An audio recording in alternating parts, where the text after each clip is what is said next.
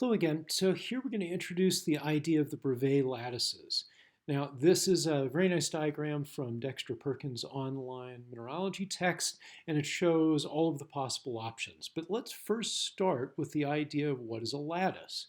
So you normally think of a lattice as maybe kind of this cross-hatched thing that you have in the backyard, and you grow grapevines on it or something. Well, here in the world of crystallography, and we'll draw my favorite type of crystal, something with 8 atoms and a roughly cubic geometry to it. So for us in crystallography, the Bravais lattices are a collection of so-called nodes. These nodes are strictly usually thought of as a mathematical point. You can think of them as atoms. Some people don't like it when you call them atoms. They can be, there's good reason for that. They can be molecular clusters, but strictly the way they're thought of is as kind of a mathematical point. But certainly when people think about these nodes, they are thinking of them as atoms. So was Bravais in 1849. He talks about atoms and molecules. Even in the mid-19th century, the idea of the atomic theory of matter was developing and becoming accepted, at least in some narrow circles. So when Bravais was developing this idea, he certainly had atoms and molecules in mind. So in any case, the lattice is essentially, for a given crystal, it is the smallest repeatable unit.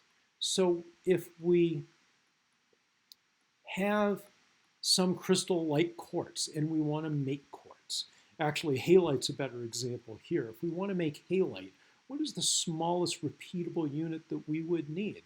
And it would probably be a lot like this. It would probably be exactly like this, that all we need are the sodium and chlorine atoms arranged in a cube, and then we could take those cubes and then stack them on top of one another or side to side, and we could build this thing out infinitely to make as large a halite crystal as we would like. So it's the fundamental structural building blocks. That's what the Bravais lattices are. So a lattice essentially is this node of atoms. We'll classify them a little bit differently based on whether there's atoms in the center of the lattice or on the sides. But in terms of these building blocks, these fellows here, there should be 14 of them. They are the so-called Bravais lattices, which are mathematically, well, they're called Bravais lattices because they were devised by Bravais.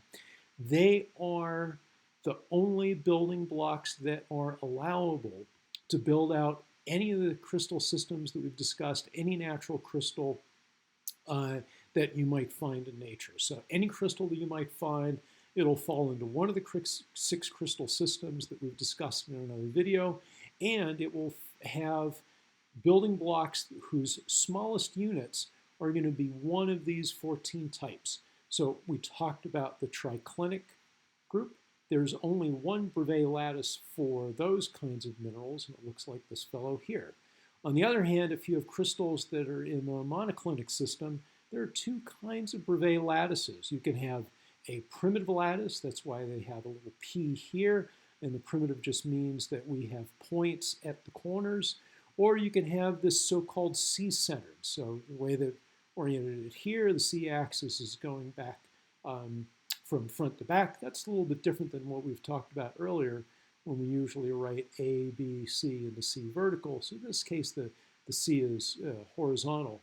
But that's what the C stands for. So it's a C-centered lattice. There's an atom in the middle of that face. For orthorhombic, we've got a couple of different options.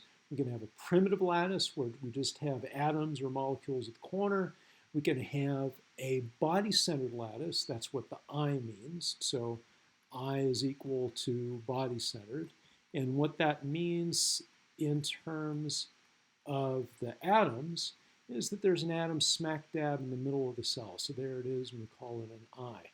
And then here, the C-axis is now shown vertically. We can have we can have an atom or a molecular cluster that is situated along the middle of the face that is perpendicular to C, or we can put atoms on all of the faces. So that F over there, F just means face-centered, And so face-centered means that we have an atom or a molecular cluster or a mathematical point, if you prefer, on every single face instead of in the middle.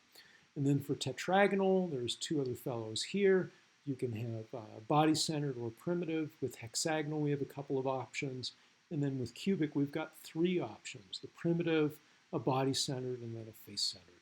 So every natural crystal, anything that you might find in nature or even make in the lab, if it's a crystalline structure with long-range atomic order, we can break it down into one of these 14 Bravais lattices.